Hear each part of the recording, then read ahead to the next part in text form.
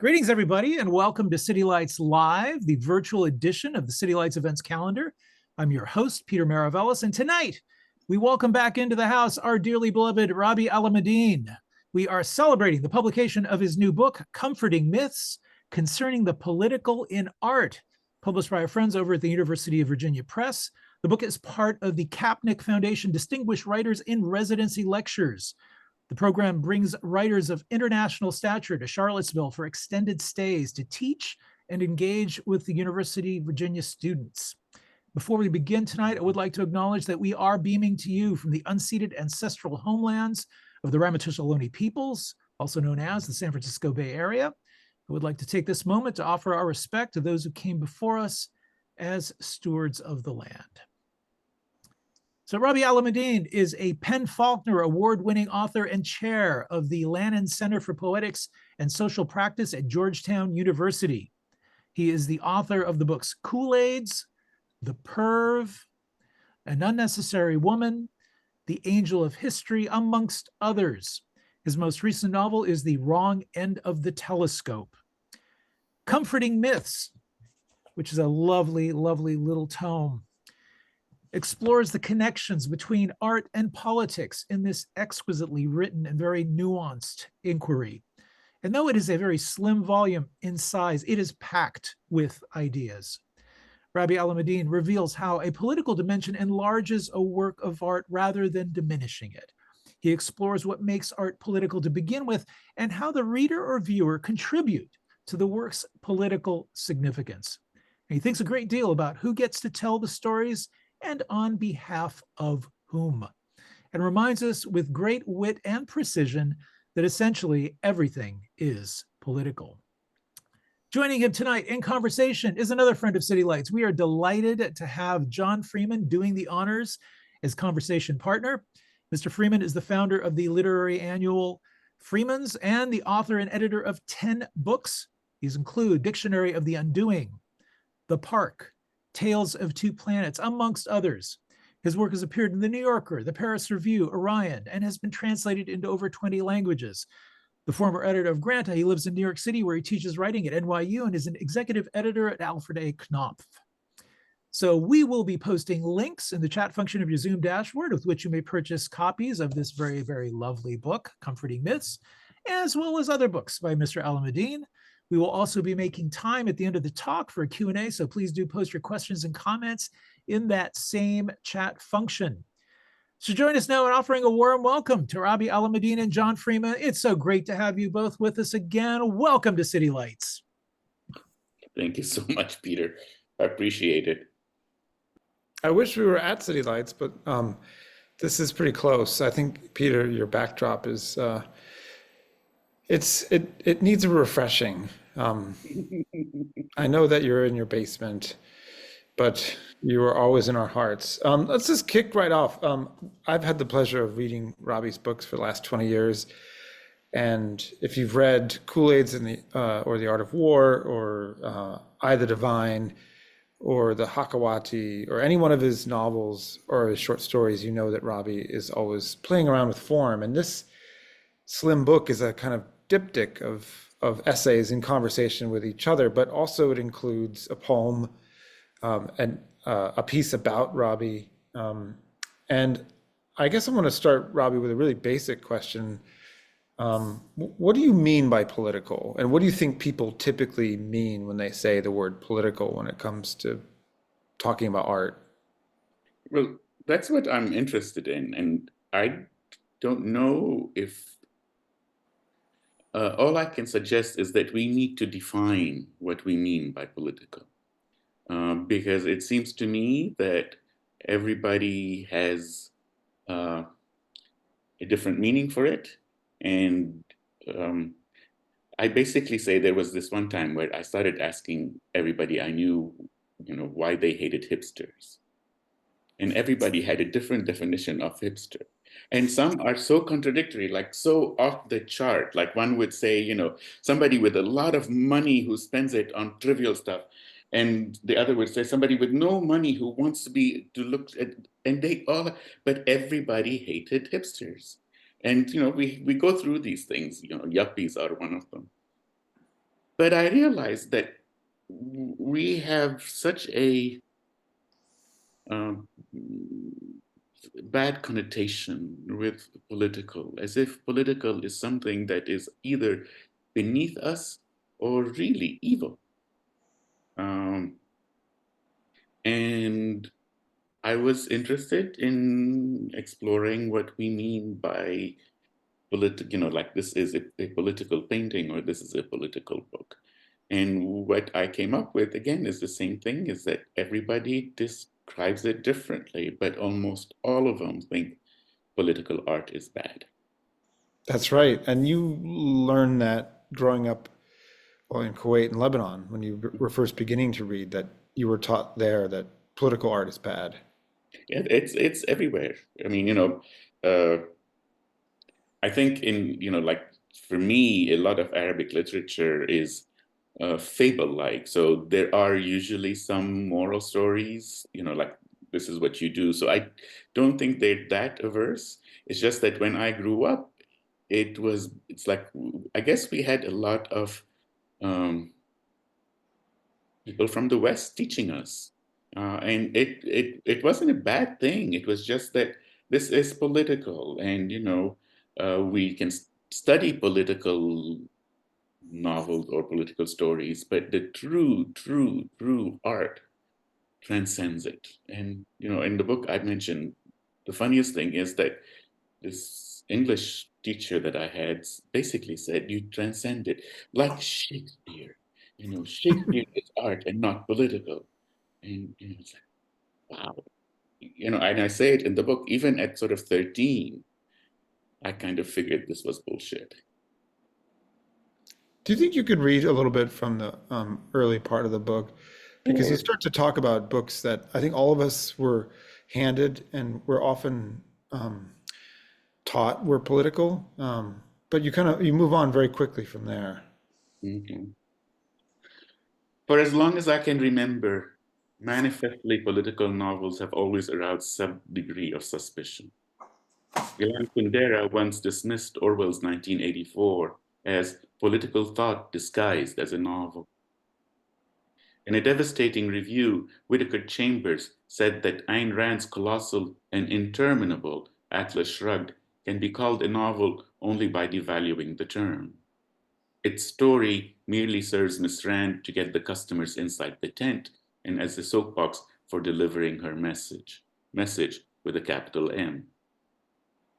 Until a few years ago, the mantra that great art is not political was de rigueur. Yet the examples offered as political novels were always patently bad novels, where the political agenda overpowered everything in the book. I mean, Atlas Shrugged?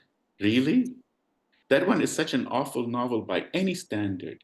Its agenda is so blatant and blatantly idiotic. As an aside, I've had at least one person tell me that it might not be a good novel, but he had learned a lot from its philosophy. Anyone who claims that Ayn Rand has a philosophy has not read philosophy. The philosophy of Pee Wee Herman is more rigorous and disciplined than that of Ayn Rand. As much as I like Orwell's 1984 and Animal Farm, they're not good novels.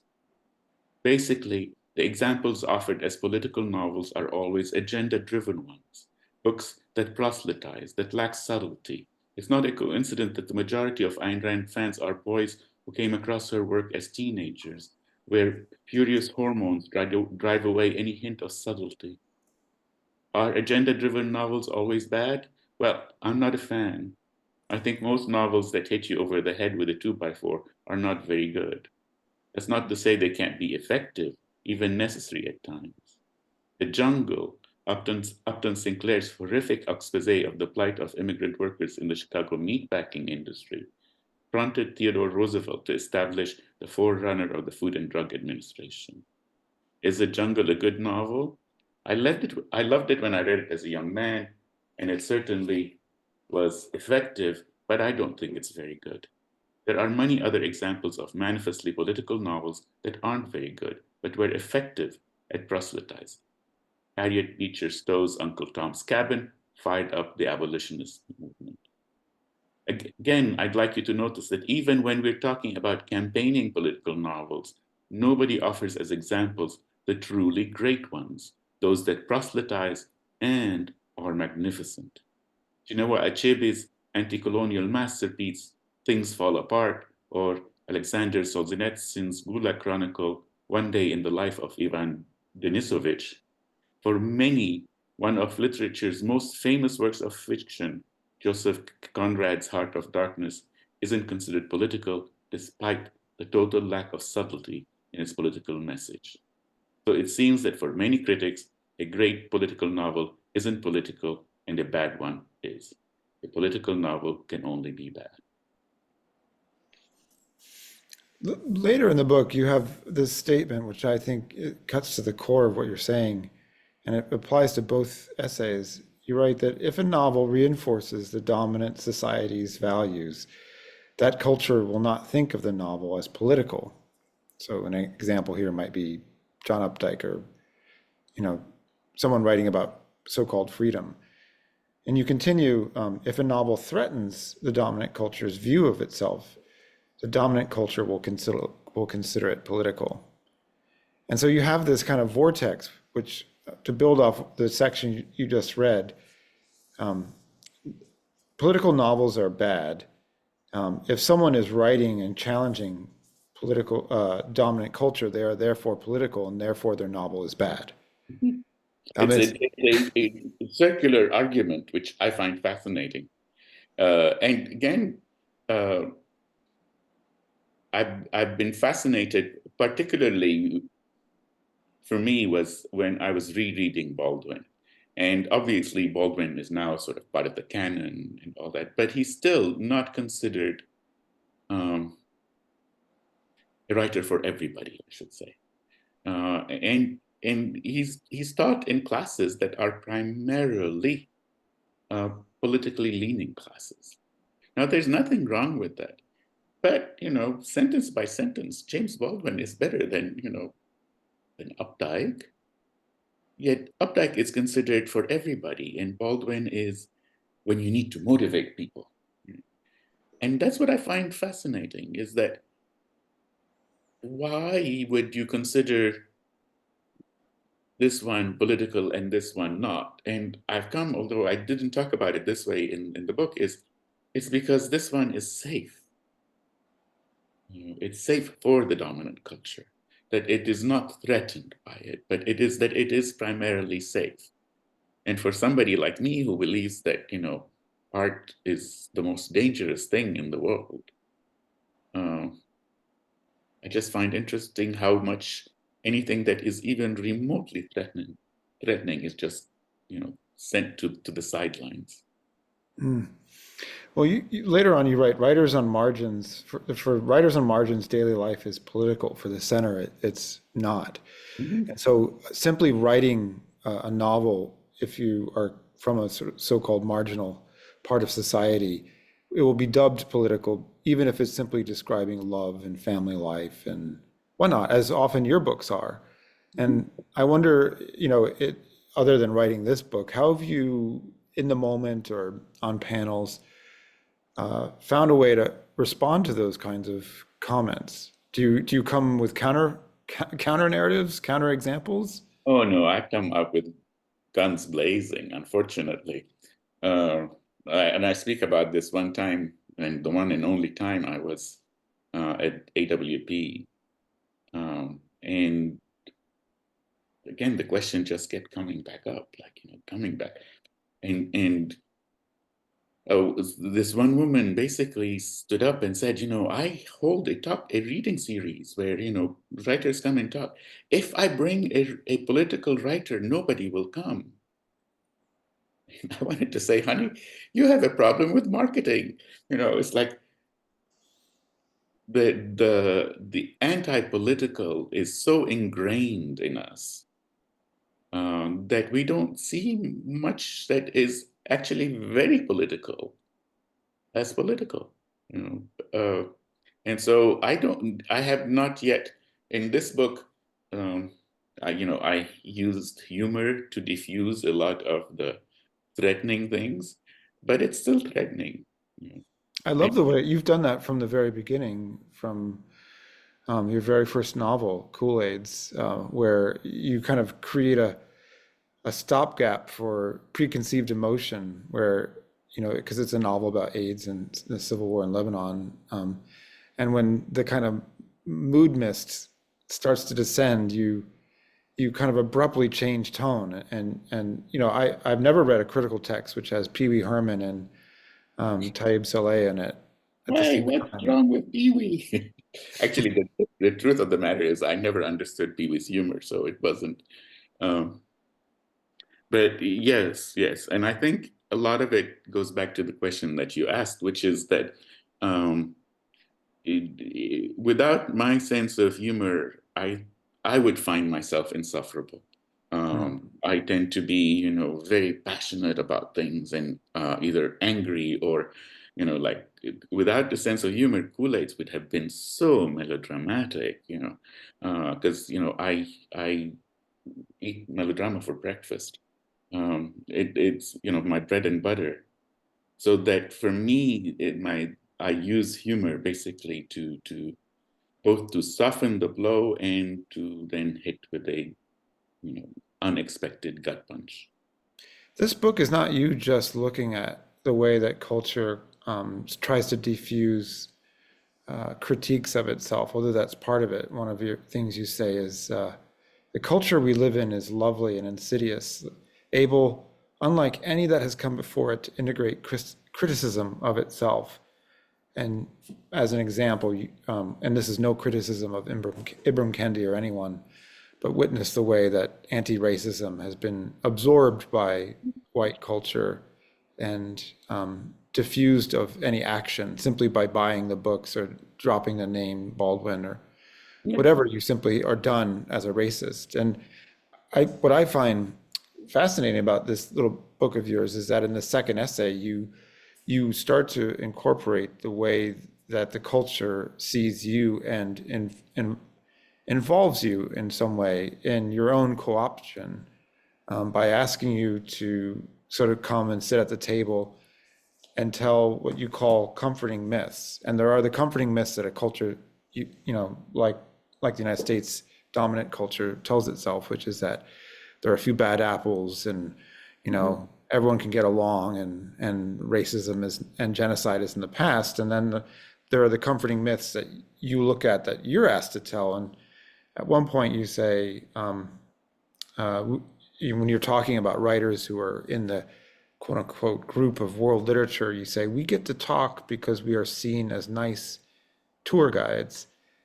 And I wonder if you could say a little bit more about that, and also just what you do as a fiction writer, other than rupturous humor, to make sure that you don't fall into those comforting myths or fall too easily into that comforting quality that makes you capable of being designated a tour guide, or can you not Well, control that? I mean, in the essay, I talk about it. I talk about the fact that I desperately want to rebel. And every time I think I have rebelled, I look at the reaction and I think that no, the the dominant culture is able to, swallow me whole. And at the same time, it doesn't. It's this contradicting thing, which is, I'm cute. I'm the funny little guy, that, we always talk about the good Arab or, the bad Arab. I'm the good Arab. As someone described me, I'm a Hakawati. I am a Hakawati and not a jihadist. And it is it is difficult to um, for me to be completely threatening because I am a Westerner. I am part of this culture. Um, I say it that I can quote Shakespeare with the best of them. So I'm not the foreigner that people think I am. Um, and sometimes I think I should be. but it's hard to write for me. It's hard to actually write that much outside of the dominant culture. But I keep constantly trying. It's just really difficult to find a space to write from where I can actually look. One of the things that I'm interested in is looking at myself as a part of the dominant culture, and what is it that I'm missing because I'm part of this dominant culture. I have not, as much as I try, I have not been able to shrug it off, but I keep trying. That makes sense? Absolutely, and it resonates with your own read of Season of Migration to the North, which is, if anyone listening hasn't read that novel, please put it to the top of your list. And you make a point that the novel's power is not that he is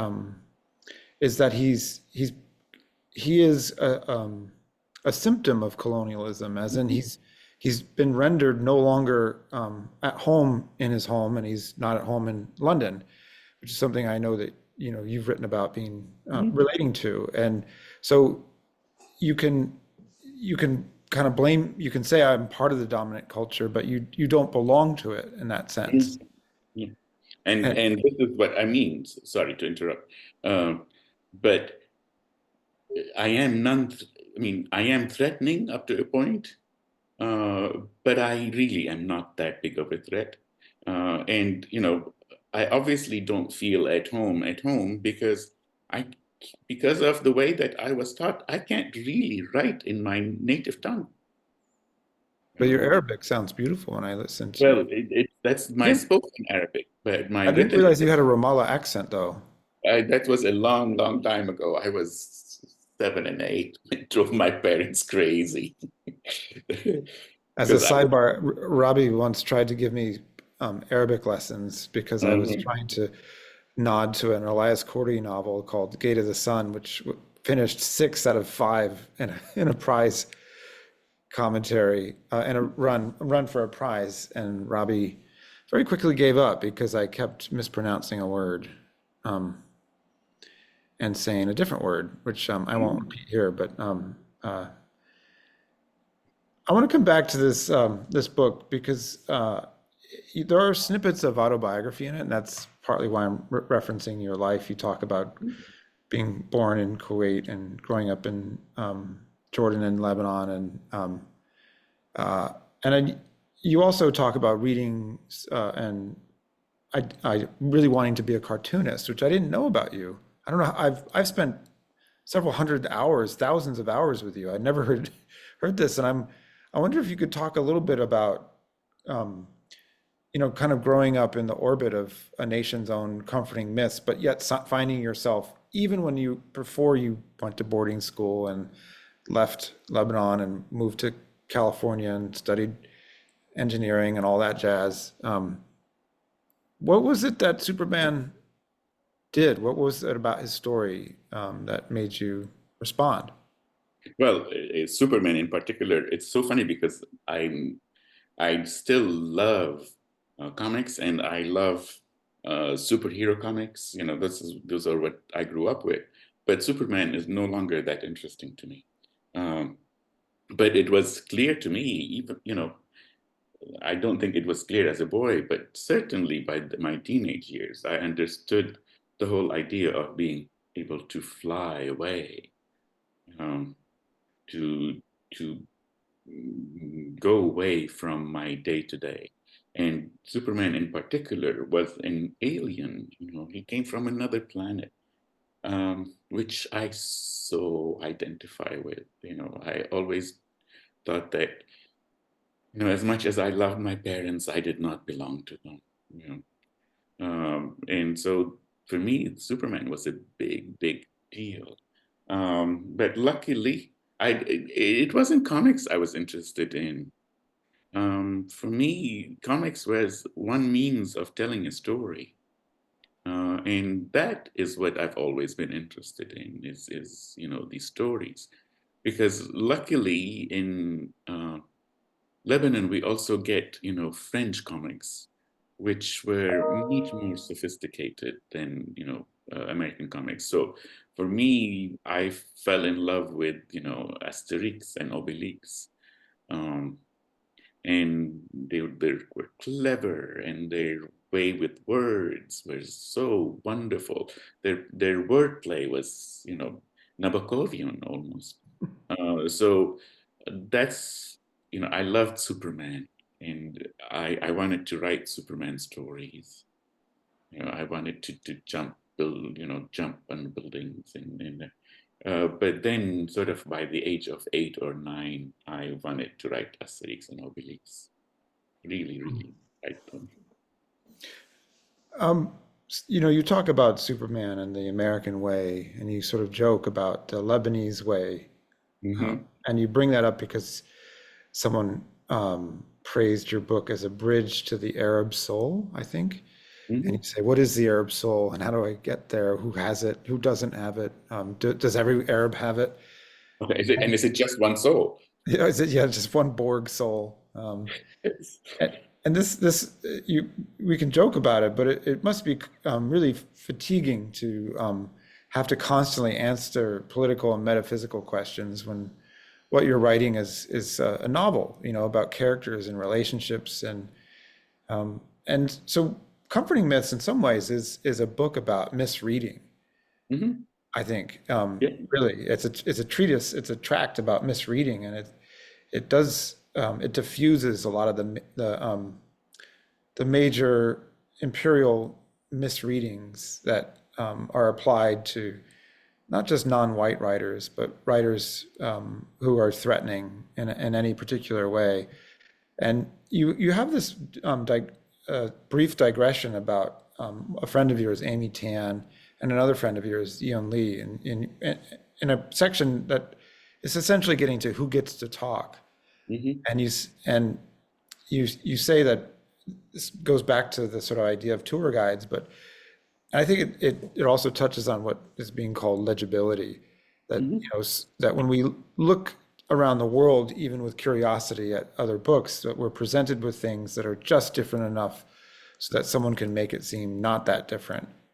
And recently, you and I were reading a lot of short stories by Chinese writers, and I think that one of the ones we loved the most was one of the most different from anything we've ever read. Mm-hmm. That Can Shui story, Vertical Motion.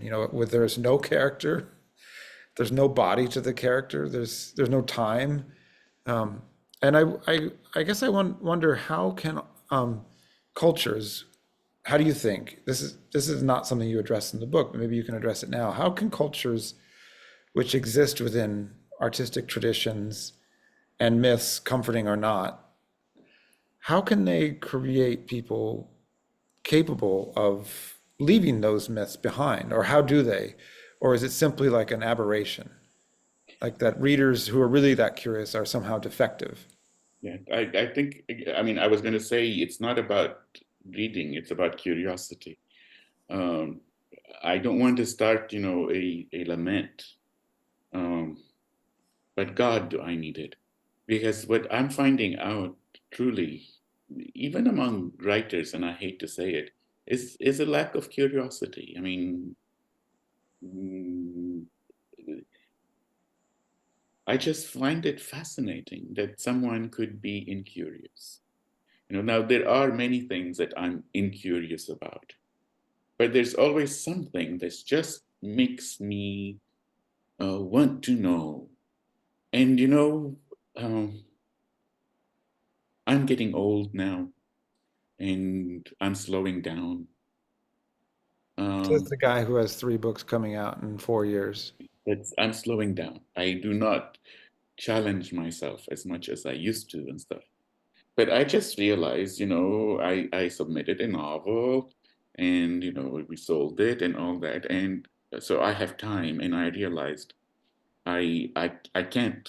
Right now, I can't be not working. I cannot allow myself the time to actually sit and notice how horrible the world is. So I started this project, and I was fascinated that I started a project about someone that I've said for quite a while that I could not write about. I have a character who is a really nice guy, decent, smart, you know, it's like wants to have a family and all that. And he's in the army, you know, You have a soldier. a soldier, you know, a believer, someone who believes that um, that, you know, America is a decent country, and if we bomb Iraq or Afghanistan or Lebanon and kill, really, it's about bringing freedom and protecting freedom back home. And, you know, somebody like me who grew up in a culture that, you know, somebody brings up the Lebanese flag, we start giggling. It's difficult for me. I have difficulty with people who believe, you know, whether it's believe in America or believe in Jesus or believe in you know, Islam or believe in anything. I as a born cynical, ironical person, it's difficult for me to imagine it. So I'm trying to imagine it. It is so uncomfortable, and I'm talking to people that, you know, I'm not sure I really want to talk to, but I'm curious. I'm curious, one, whether I can do it. And who knows, by the time we're done, you know, how my books work, it would be, you know, it'll end up about two women having lunch in Paris. But for the time being, I'm talking to people like, wow, you know, again. And it's not like I want to change the world. It's not like I want to change the people I'm talking to. I'm just curious, you know. And seriously, it's like, I think, you know, like I talked to a couple of people and one was really fucked up. And it was just like, wow, you know, keep on rocking, you know, whatever, you know. I feel like discomfort is like your safe place. You know? I don't know, because this is what I say. I'm getting older. I want comfort. You know, I want my life to be about massages and you Oh, know. that's maintenance, though. I think each book you get to you basically make yourself you do something different. You put yourself in an uncomfortable situation. You wrote about and the death of your father and in a Thousand and One Nights type fashion. You wrote about your sisters and you imagined telling a story and over again. You wrote about the aftermath of HIV and AIDS as the idea that it was over uh, in this kind of maniacal breakdown book, which is truly bananas and awesome.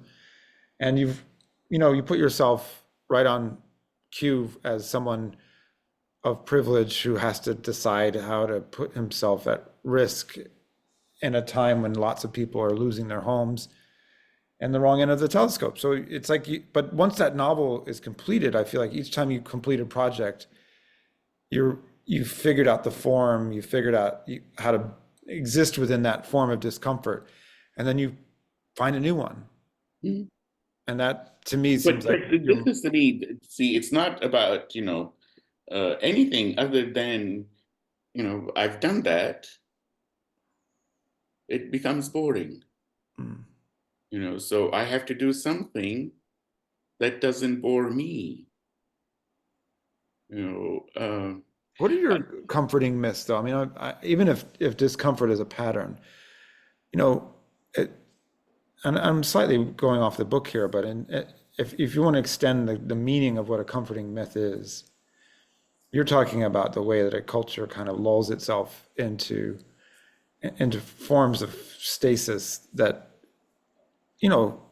could be excusing its worst qualities. But what are the things that you need to tell yourself to some degree, and they can be humorous, um, in order to sort of keep existing? Yeah, it's a difficult thing. I gave a talk last Friday, and you know, it wasn't that long after the election, and I tried to be the sage, wise. I can't, but one thing I know, I mean, again, is when I am in crisis, I go smaller. And so that I have, like I may not be able to change the world, but I am going to change a little bit, my little part of it. Like today, there is this, I think it'll be a early school, I don't know what you'd call it, before middle school, elementary school, in a neighborhood that's not the greatest, and I volunteered to tutor, and today I met my 8-year-old, and her name is Amaya. And if you think I am comfortable sitting with an 8-year-old as she tells me how she's going to read the passage, you've got another thing going. But that's what I mean by the only comfort I find these days is to make my world smaller. I worry about my books. I worry about, Amaya. I worry about my class. That's how I do it. The trouble for me, like I said, is figuring out what are my comforting myths. Yes. Okay, as opposed to, I was talking to somebody, name drop. I was talking to Kara Walker. I was being interviewed by her, and I was explaining what happened to me in Lesbos with the refugees, and I said, I know that I'm a good person, so that what I do is good. And in the middle of talking to her, and I said, I'm just like the United States, so that I could screw up the refugees' lives, but I'm a good person. So obviously what I'm doing, and, whether I feel that I'm a good person and the opposite, that I'm, the worst person ever to exist in this universe, they're both comforting myths. The truth is I'm just a regular person with, so that the comforting myth for me is that and this is difficult to admit, is that I am special. And to let go of that is proving difficult. So if I can't let go of that, how can I expect the dominant culture to let go of its comforting myths? Well, this seems like a good point to ask anyone. There's quite a few writers here. It's really nice to see you all come out for Rabih. Anyone has a question for Rabih, I guess put it in the chat, or maybe Peter comes back at this point and tells us how to do the Q&A. I should know this because I do these things with California Book Club, but usually they come in the chat. Oh, there's Peter. Hi. Yeah, usually we just sort of, pose another question until somebody comes up with a brain fart. I have many brain farts. Not as many as our future president, but I do have brain farts. He's pre-farting. It's kind of amazing. It's like, Isn't it amazing? Isn't it amazing? And I swore to myself that I am not going to be doing like, could you believe he did that? Yes, of course I believe it. I believe anything. Yeah. He's like Pa Ubu. Who? Pa Ubu. Alfred Jarry's Ubu. I don't know that one. Sorry. Oh, you got to check out the Ubu plays. Okay. The Ubu is this like grotesque character that is egged on by his kind of Macbethian wife, and it's just this kind of absurdist tragic comedy. Oh, cool. Yeah. I like Lady Macbeth. She loved her husband. So hold on. For all of you there who have not asked questions, be careful, because if you don't, in the next minute, I will call on you. This becomes Rabih Alameddine's class. Exactly. So I'm just warning you. You have 30 to 40 seconds. Do you know of a nation that is good at telling itself, or a mixture of comforting and uncomforting myths? Not really. The thing that I was interested particularly in this book that, people nowadays, we go one way or the other, and that it's like the attacks on white people, like, white people do that. But the truth of the matter is, white people are terrible because they're the dominant culture. But if you go to, say, Japan, the Japanese behave the same way in Japan. Arabs in Saudi Arabia behave the same way. They anything that threatens the culture, they come after. So it's not specifically racial. It's basically how the dominant culture and looks at literature, and how the dominant culture particularly looks at literature that is threatening, which usually comes from minorities.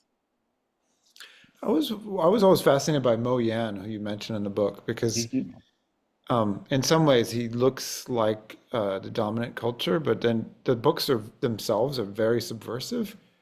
And so criticizing him as he was criticized when he won the Nobel as a kind of party hack because he was a member of the Communist Party seemed to completely miss the point of his books.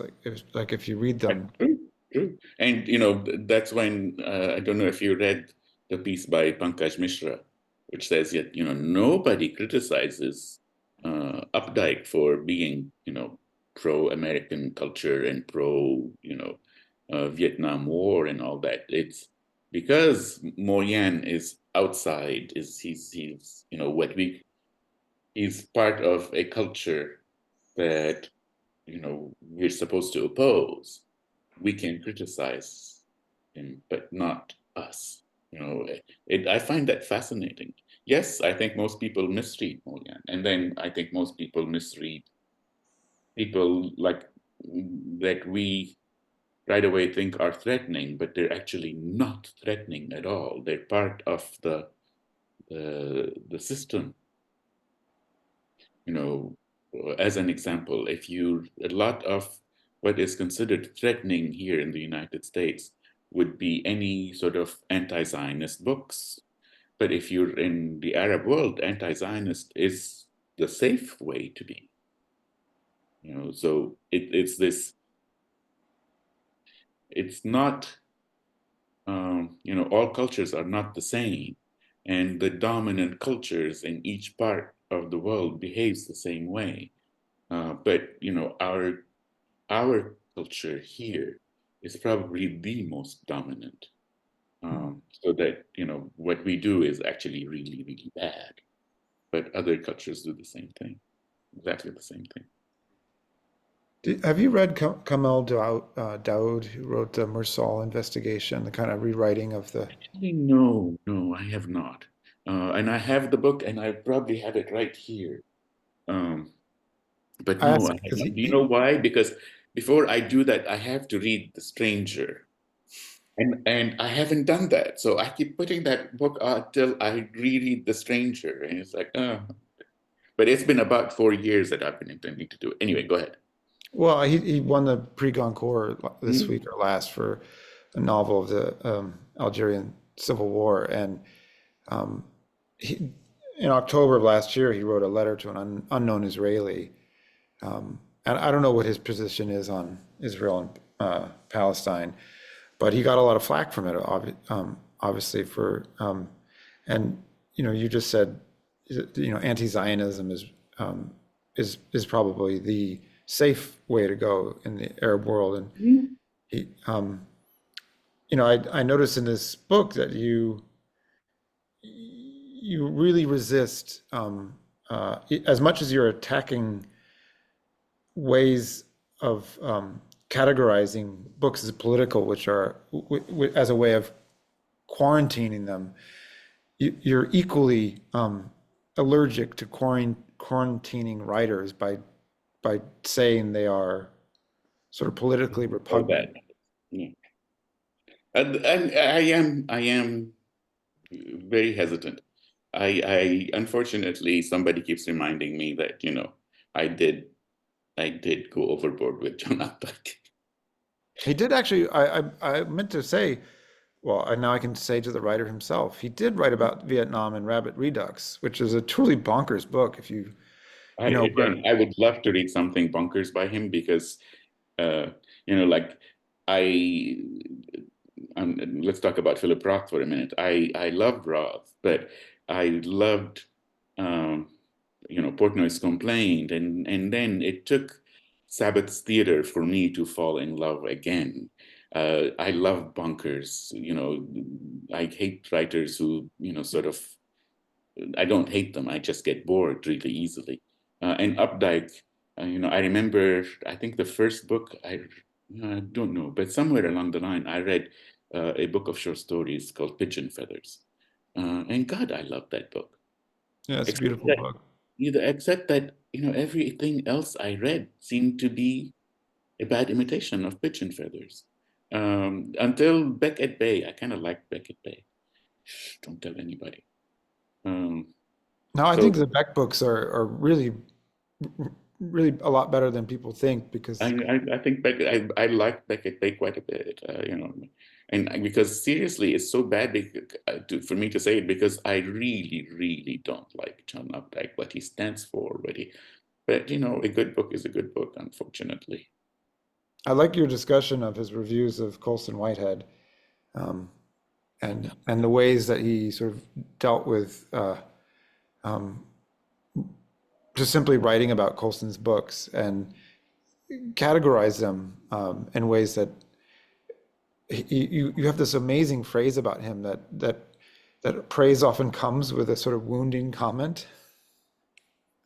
That's what they want. Yeah. Yeah, he can't. I could go over a few more critiques. He really was homophobic. He really was really, really homophobic. So just read what he writes about, gay writers, but particularly if, my God, he liked the book. So he'll praise the book and then bang, he'll hit you with something like, did you just say that? Anyway. Yeah. So we've got some questions coming in. Yeah, there's some good questions here. Yeah. Working from the bottom up, how do we define and describe dominant culture in a country as divided as the US? Pop culture seems to be at odds with at least half the country. The comforting myths seem to be failing. This is a question from Tia Lombardi. Well, again, I also do think that what we think are divisions are actually not. So that, I really want to write this essay that there are no Democrats and Republicans. And I know people will go crazy, but it's such an identity thing that it becomes meaningless because the truth of the matter is, and I think, like Trump is evil and his followers are stupid and all that kind of stuff. Yeah. But I also think the Democrats are stupid. But the thing that I find interesting is that particularly in this election, it seemed to me that the Democrats were the conservatives because what does conservative mean other than a willingness to conserve, to value something that you want to conserve? So for me, the difference between political parties should be what is it that you want to conserve? And what I find interesting is that the Democrats ran on wanting to conserve the status quo. Yeah, everything. We want everything to stay the same. Yes, and I found that fascinating. So that we think that this country is divided, but it isn't really. We're playing down here while, they're robbing us blind and committing genocide up here. And we're just like, oh, but he said this and she said this. And we're, it's like all I can tell you is both the in terms of the people on both sides, we're both suckers. So I don't think, again, and this is, sorry, Tia, but this is what I'm thinking about now. I haven't spent a lot of time thinking about it. I just don't, the dominant culture is basically, it can't, tell you, woke is bad, and it can tell you, yes, woke is great at the same time, because what's happening is not here. There's a good question at the beginning from Dima Alziat. Hi, Rabih. I'm interested in how your relationship to or your awareness of your role as a writer, and therefore, to some extent, a purveyor of comforting myths, has changed over the course of your books. When you look back at a book before starting another, for example, have you realized the places where you were playing the role of the comforter, unwillingly perhaps, and actively worked to deny that in the next book? Yes. Yes, and that was the one of the big, stunning things that sort of led to writing this book, is realizing, like I said, every time I write a book, it gets praised. I think, oh, fuck this, I'm gonna do this. And then, that one gets received the same way. Oh, and then I realized that, like I said, I'm like most people, I'm playing down here, while the culture is just, swallowing me up. Whatever I have to say, I'm not a threat to them. And also, I'm not much of a threat because I don't sell that many books. I mean, I do fine, etc. But uh, let's just say I'm not popular enough to actually cause a ripple. But it's also partly because I am part of the dominant culture, as much as I hate to admit it to myself. Just like I hate admitting that I like at bay. Ooh, sometimes I hate myself. Tia has a follow-up that's, she said, has division then become a comforting myth? I actually think that it is. It has. It really has. Again, what comforting myths do for the most part is make you feel part of an identity, make you feel part of a group, so that you and your group don't feel threatened. And I actually think that you know MAGA has become a comforting myth, and anti-MAGA has become a comforting myth, and we're just throwing these bombs back and forth. And it's been said before me, so it's not something I'm coming up with, but that the idea was that this election was all about screwing the other, just screwing the other, so that the fact that the other now is us, is fascinating. But again, sorry, I haven't thought about this long and hard. I'm just speaking off the top of my head right now. Naomi Williams has a question, and she said she'd Oh, love to hear. should we answer Naomi? I don't think we should answer Naomi. Sorry, joking. That's a real division right there, the Exactly. pro Naomi Williams and anti Naomi Williams crowds. But she wants to hear about cuteness, and as in, are there ways to embrace the cuteness people see in you and then subversely cute and be adorably subversive, asking for a friend? Oh, darling, I love you. Well, see, the trouble is, I think I'm being subversive, and then it turns out I'm not being that subversive. But then, people read it, and they think I'm subversive, and any kind of movement is okay. But no, my heart really wants to just, what do you call it, overturn the tables, like overturn the tables of the money changers. um Did you just say your heart wants to be Jesus? yeah. A little bit? The Jesus the revolutionary, not Jesus the loving. Yeah, the Jesus who actually changed culture. If he's a myth, obviously. uh, but yes, I want to fuck everything up. And Well, unfortunately, it can't be done in books that I know of. I think you can do it a few people at a time with this. Yeah, yeah. Um, this book made me think a lot, and you and I have had conversations about these very things before, and you've said some very clear things about an issue, as in how a culture somnambulizes itself, um, which I think is incredibly relevant right now. How does a culture live through mass murder and look at anything else. And you know, this book kind of slightly answers why. And I don't know. I know you didn't intend to write the book for that reason, but it certainly helped me get through a quarter of a day. Well, it's been an ongoing thing for me. You know, sorry if I don't know if you're hearing my cat, but he wants. I can see your cat is sort of stalking you. Oh yeah, well, he wants his treats. So yeah. All right, we'll wrap up so your cat doesn't eat you. I know, but yes, I've been thinking about that for a long time. You know, how much I am part of this dominant culture that is able to, you know, commit genocide and, you know, not worry about it. And what part of me rebels against that, and what can I do? It's been a difficult time, let's just say. Well, it's been nice talking to you. The book is Comforting Myths, and Rabih's most recent novel, The Wrong End of the Telescope, is out. I recommend it as well as anything else by him. And Rabih, it's been nice, you know, seeing your face, even though it's not here in New York. You know, soon Thanks. we'll play. Yeah, and thank you everybody for showing up.